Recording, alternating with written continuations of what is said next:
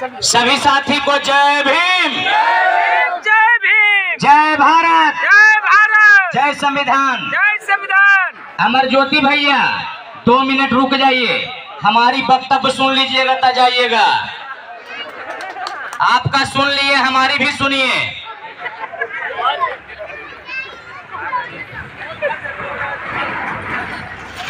दोस्तों, आज मैं इस गांव में आया हूं और बाबा साहब का देन है कि हमें मंच पर 2 शब्द कहने का मौका मिला है। ये बहुत खुशी की बात मैं समझता हूं। मैं आप लोगों को जरा सा बताना चाहता हूं हमारा देश का विडंबना। मैं बताना चाहता हूं, लोग कहते हैं भारत आजाद हो गया है, लेकिन मैं कहता हूं भारत आजाद नहीं हुआ है।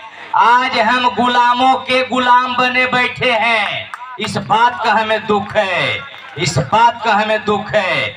आज भारत में मैं बताना चाहता हूं, बीटीएमसी एक्ट 1949 काला कानून जो आज भारत में लागू है, भारत में बहुजनों को ध्यान अभी नहीं गया है कि कौन सा काला कानून अभी लागू है। मैं बताना चाहता हूं आप लोगों को, भारत का स्थिति संविधान लागू होने के पूर्व का जो कानून बना हुआ है 1949 काला कानून, इसके दम पर भारत के मनुवाद के वंशज लोगों ने हमारा विरासत, हमारा धरोहर पर कब्जा कर रखा है। लेकिन भारत के बहुजनों की बहुत विडंबना है, आंख होते हुए भी दिखाई नहीं दे रहा है, ज्ञान होते हुए भी ज्ञान का विचार नहीं किया जा रहा है। इस बात का हमें बहुत दुख है। तो मैं आज बताना चाहता हूं, ब्राह्मणों का कब्जा मंदिरों पर है, ब्राह्मणों का कब्जा मंदिरों पर है, मुसलमानों का कब्जा मस्जिदों पर है, सिख, जैन, ईसाई का सबका कब्जा अपना अपना गुरुद्वारा पर, मजहब पर सभी का कब्जा है।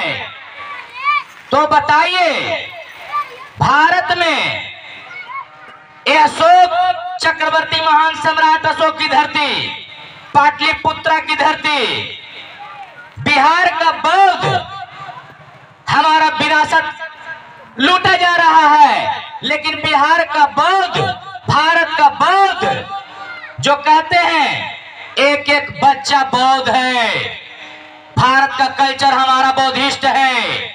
जो नहीं जानते हैं वो जान जाइए। मुसलमानों का सबसे पवित्र स्थल कहां है बताइए आप लोग?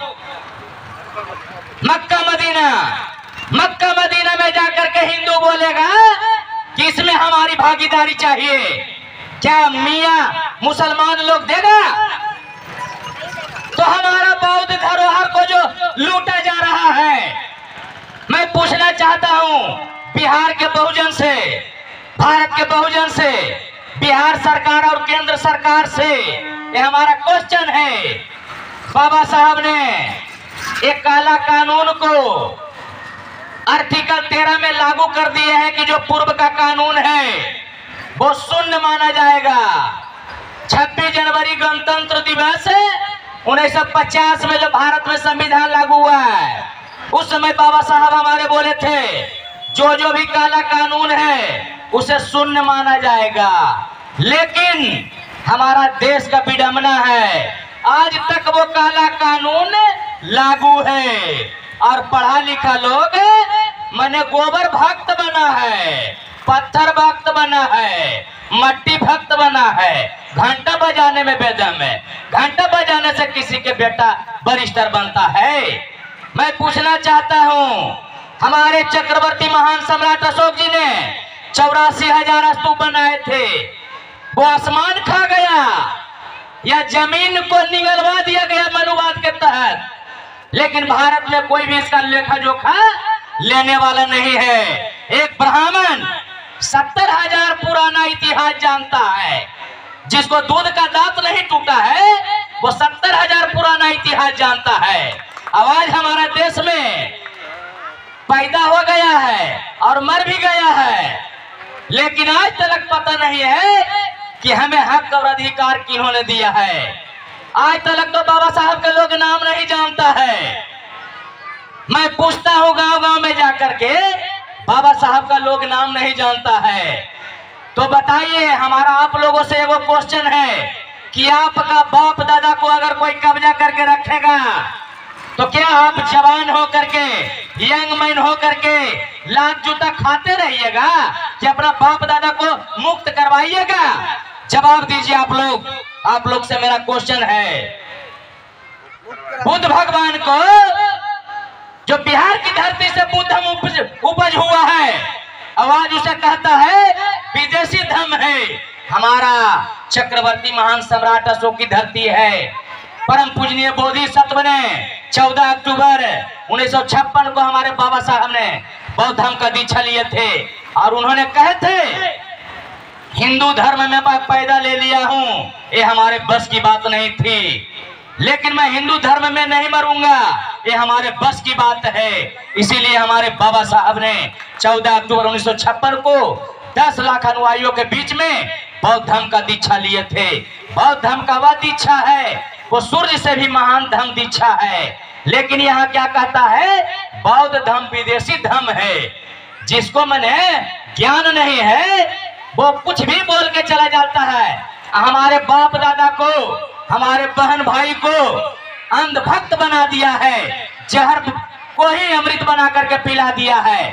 लोग सांप छुछुंदर कुत्ता बिलाई बांदर भालू के फेरा में लगा हुआ है। और जिन्होंने आपको हक और अधिकार दिया है उनको नमन करो और अपना इतिहास जानो। अगर सच कहना बगावत है तो मैं बागी हूँ, अगर सच कहना जुर्म है तो यह जुर्म मैं करता रहूंगा। मैं बता देता हूँ, जो व्यक्ति सच को सच नहीं बोलता, गलत को गलत नहीं बोलता, वह व्यक्ति जिंदा मुर्दा है। जिंदा मुर्दा, मुर्दा धरती पर 2 क्वालिटी का होता है। एक सांसें रुक जाना, उसे मृत कहता है। एक होता है मुर्दा जो सच को सच नहीं बोलता, गलत को गलत नहीं बोलता और सच कहने का हिम्मत जो खो दिया है, वह भी मुर्दा के बराबर व्यक्ति है। इसलिए मुर्दों से जागना चाहिए, मुर्दों से सावधान रहने की जरूरत है और गलत का खुलकर विरोध करो। चाहे घर हो, समाज हो, राजनीतिक हो, न्यायालय हो, पार्लियामेंट हो, गलत का खुलकर विरोध करो। यही बाबा साहब ने हमें बताए हैं कि अगर तुम्हारा घर लूट जाएगा तब जागोगे। हमारे बाबा साहब ने कहे थे शिक्षा वह शेरनी का दूध है, जिन्होंने जितना शिक्षा ग्रहण किया मानो शेरनी का दूध पिया। मैं आप लोगों से ही आग्रह करता हूं कि सभी लोग अपना अपना घर में सभी लोग संविधान बाल बच्चा को पढ़ाइए, क्योंकि जो पढ़ेगा वो आगे बढ़ेगा, जो पढ़ेगा वो लड़ेगा। जिस समाज का नेतृत्व करता अच्छा नहीं होता है वो समाज का विकास नहीं होता है। यही कह करके मैं अपनी वाणी को विराम देता हूँ। क्रांतिकारी नमो बुद्धाय, जय भीम, नीला सलाम। 12 तारीख को एक आवश्यक सूचना, 12 तारीख को बोध गया में हम लोग आमरण अनशन पर बैठने के लिए जा रहे हैं। बुद्ध में वह पावर है, बिहार सरकार क्या, भारत सरकार क्या, बुद्ध पूरे वर्ल्ड को झुका सकते हैं, तो ये बिहार सरकार और भारत सरकार क्या चीज है, इसको समझना पड़ेगा। नमो बुद्धाय, जय भीम, नीला सलाम। 12 तारीख को आप लोग पूरा दल बल के साथ पहुंचिए और सरकार को ईंट का जवाब पत्थर से देने का काम करें। जय भीम, नमो बुद्धाय। बहुत बहुत धन्यवाद भैया आपको। इस सब किताब का ज्ञान है, किताब में जो दिया हुआ है, जब तक आप पढ़िएगा नहीं आप लोग जानिएगा नहीं। जब आप जानिएगा नहीं तो आप लोग लड़िएगा नहीं, और लड़िएगा नहीं तो कुछ मिलेगा नहीं, समझ लीजिए। इसलिए ट्रेन जा रहा है कि आप लोग हट जाइएगा लाइन पर से। और एक और हम सूचना दे देते हैं आप लोग को। सर को तो बोलने का मौका नहीं दिया, मगर सुरेंद्र बाबू आएंगे। आइए 1 मिनट बोल लीजिए सर, आप आइए।